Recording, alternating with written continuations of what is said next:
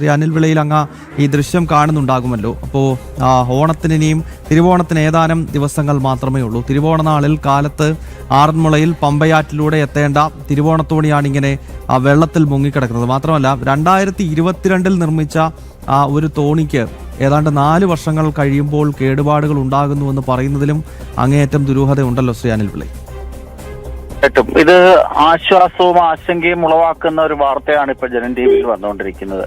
കാരണം ആശ്വാസം എന്ന് പറഞ്ഞാൽ ഇതിനകത്ത് മനുഷ്യർക്കാർക്കും യാതൊരു അപകടവും ഉണ്ടായില്ല എന്നുള്ളതാണ്. ആശങ്ക എന്ന് പറയുന്നത് കഴിഞ്ഞ 4 വർഷക്കാലം മാത്രമായതേ ഉള്ളൂ ഇത്തരത്തിലുള്ള ഒരു തിരുവോണത്തോണി പൂർണ്ണമായിട്ടും പുതുക്കി പണിഞ്ഞ് നീറ്റിലിറക്കിയിട്ടുള്ളത്.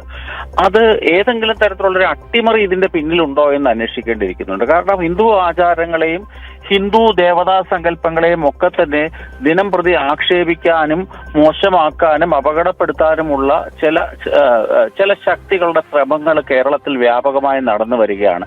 അതിന്റെ ഭാഗമാണോ, ഇതൊരു അട്ടിമറി ശ്രമമാണോ എന്നുള്ളതിനെ പറ്റി കൃത്യമായൊരു അന്വേഷണം നടക്കേണ്ടതുണ്ട്. പിന്നീട് രണ്ടാമത്തെ വസ്തുത, ഇത് പണി കഴിപ്പിക്കുന്നതിന് നേതൃത്വം കൊടുത്തവരുടെ ഭാഗത്തു നിന്നും അഴിമതി ഉണ്ടായിട്ടില്ല എന്ന് നമുക്ക് പറയാൻ സാധിക്കില്ല. കാരണം അത്തരത്തിലാണ് തിരുവിതാംകൂർ ദേവസ്വം ബോർഡിൽ നിന്നുണ്ടാകുന്ന എല്ലാ വാർത്തകളും അങ്ങനെയാണ്.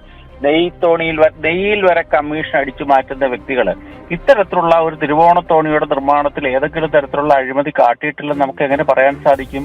അതുകൊണ്ട് ശക്തമായ രീതിയിൽ ഇതിന്റെ അന്വേഷണം നടക്കണം. ഒരു അട്ടിമറി ശ്രമം നമുക്ക് സംശയിക്കാതിരിക്കാൻ സാധിക്കില്ല. കാരണം 4 വർഷം മാത്രമായതേ ഉള്ളൂ. ഇതിനേക്കാൾ പഴക്കമുള്ള എത്രയോ വള്ളങ്ങളുണ്ട്. ദിനം പ്രതി ഉപയോഗിക്കുന്ന നാടൻ വള്ളങ്ങളൊക്കെ സമ്പന്നമാണ് ഈ കുട്ടനാട്, അപ്പർ കുട്ടനാട്, ആറന്മുള മേഖലകളിലൊക്കെ തന്നെ. അതൊക്കെ എത്രയോ വർഷമായിട്ട് ഉപയോഗിച്ചാലും യാതൊരു കുഴപ്പവും ഉണ്ടാകുന്നില്ല എന്നുള്ളിടത്താണ് ഇതിനകത്ത് ഇപ്രകാരം ഒരു അപകടം ഉണ്ടായത്. അതുകൊണ്ട് കൃത്യമായ അന്വേഷണമാണ്. അതുപോലെ തന്നെ ആശ്വാസകരമായ കാര്യമാണ്. ഇനി വിരലിലെണ്ണാവുന്ന ദിവസങ്ങൾ മാത്രമേ ഉള്ളൂ ഈ തിരുവോണത്തോണിയുടെ ഉപയോഗത്തിന് വേണ്ടിയുള്ളത്.